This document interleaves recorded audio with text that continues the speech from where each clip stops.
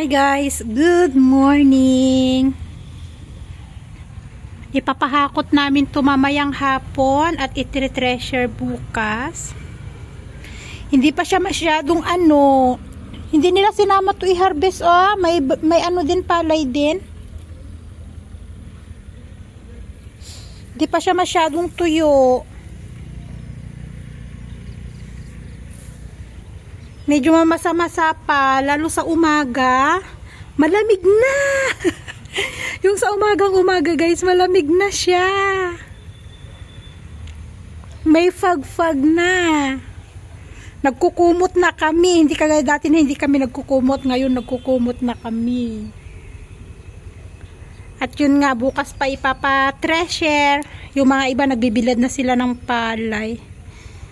Sa amin basa pa eh. Sana marami tayong ma-harvest ngayon, no? Ngayong season.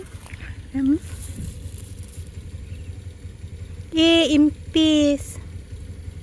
Ay, nako, ito yung ulan-ulan niya at saka malalakas na hangin nung nakaraan.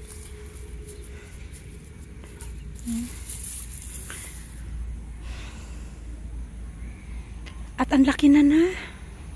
Sabi ko kay Asis, bawasan niya na yung ating sugar cane, yung aming sugar cane. Sabi ko, pabawasan na at kainin natin.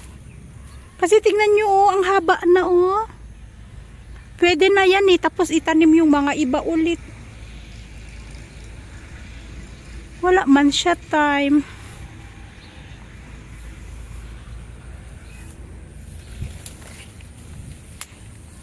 Tingnan nyo yung ating kangkong Kangkong! Na gapas ni ama nung nakaraan. Nasama niya sa paggapas.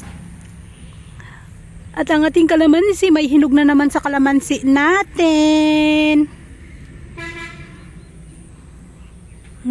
Dami niyang bunga. Maliliit lang. Tingnan nyo. Tingnan nyo, ang dami niya kumpol. Kumpol. Kinakain ng mga anak ko. Si Tonton. Si Asher, ginagawa nilang orange. Pag yung hinog na hinog, pinipiga ko, ginagawa ko nilang juice nila. Lalo si Tonton at nag-uubo-ubo nga kasi. Laki Sabi ko bawasan magtira lang ng konti. Ipapiga namin sa parsa. Pwede naman, ipapiga dun sa machine nila para gawing juice. Ilang puno din yan. Wala man time si Asis, busy. Kagaya ngayon, umalis na naman.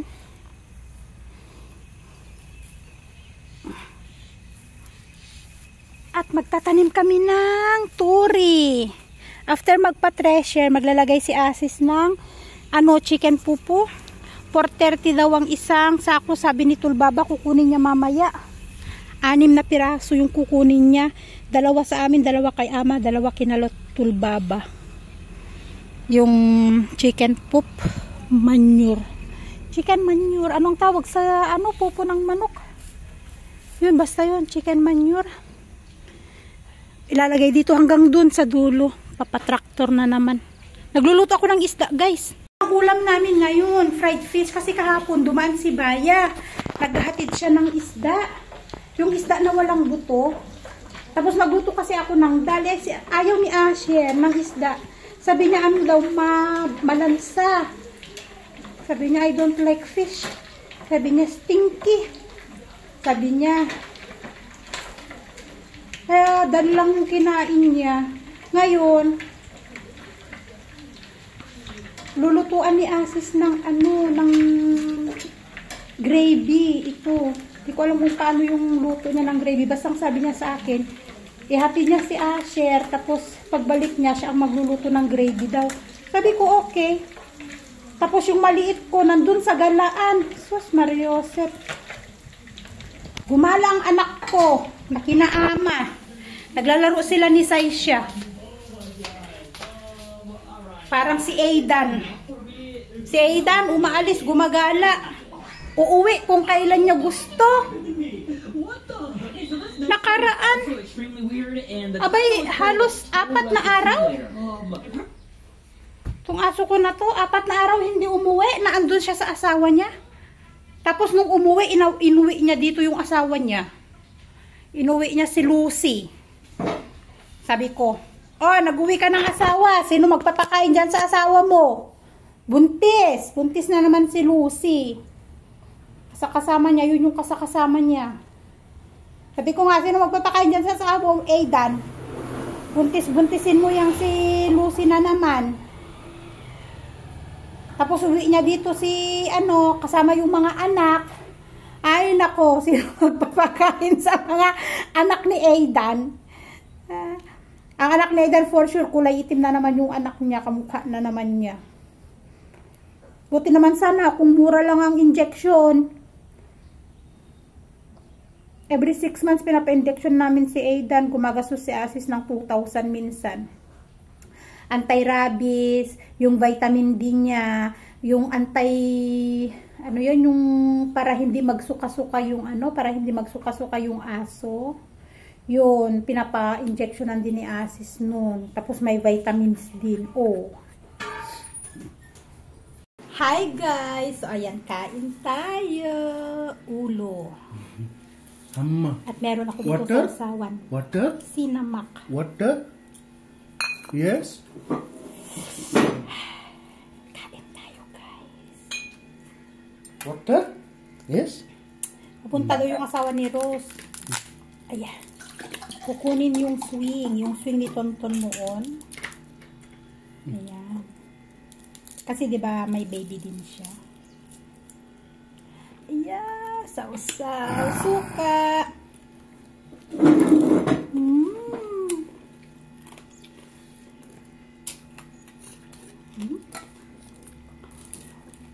No food. Don't like.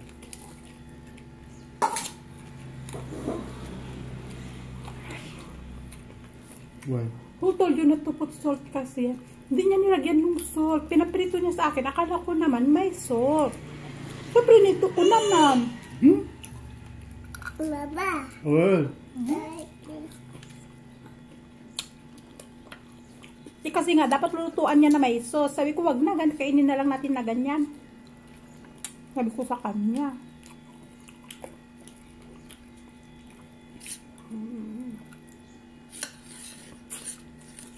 Si Tonton kumakain mag-isa. Dapat nga po may okra eh. May kasamang okra. Nagising si Tonton. Pabalik-balik ako sa kwarto. Hindi na ako nakapagpakulo ng okra. Dapat may part ng okra to.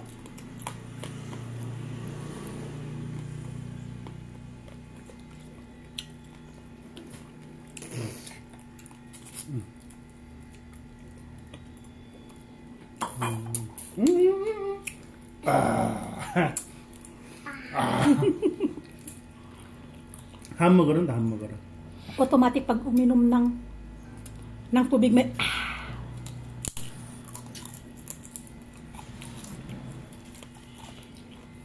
automatic be. May ganon.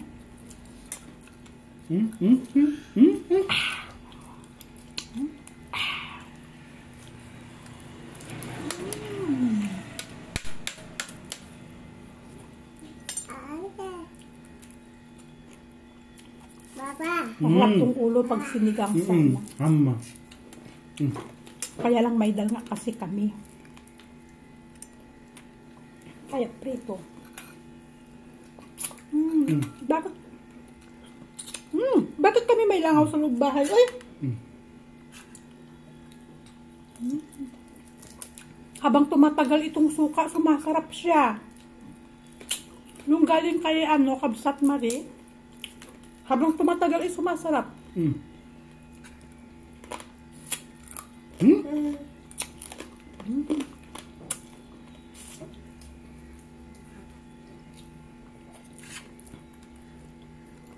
Hindi kumasama si Asis sa aking mukbang.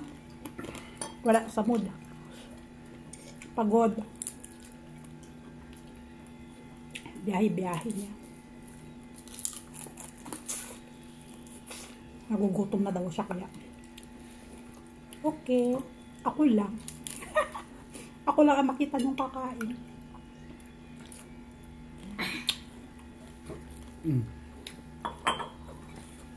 ham 먹으란다. ham. Give me more, Papa. That's so good.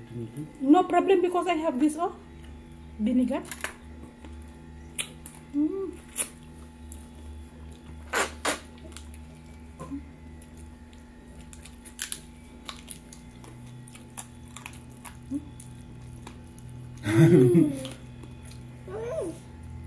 Para kay Aidan.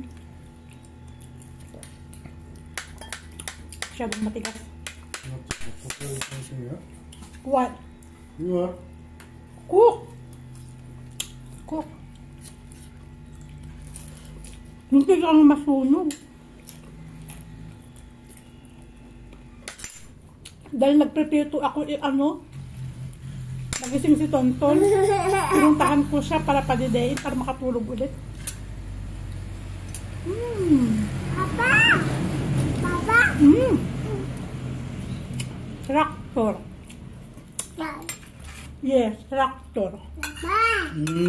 Papa!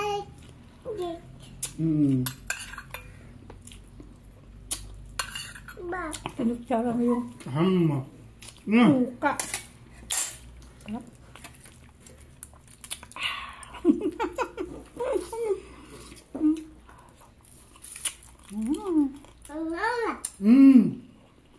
Hi guys, try natin tikman ang ating sugar cane. So pupunta ako doon para kumuha ng sugar cane.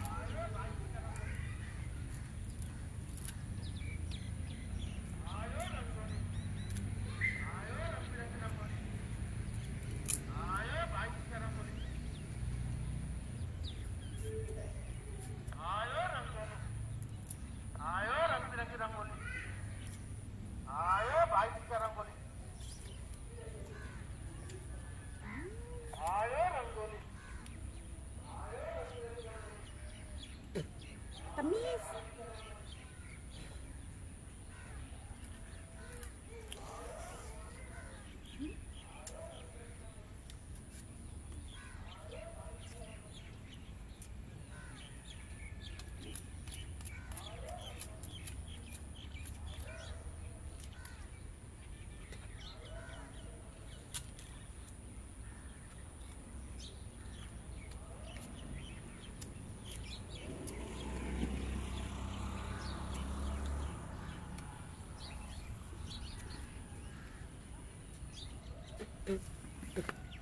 Sarap guys, matamis siya.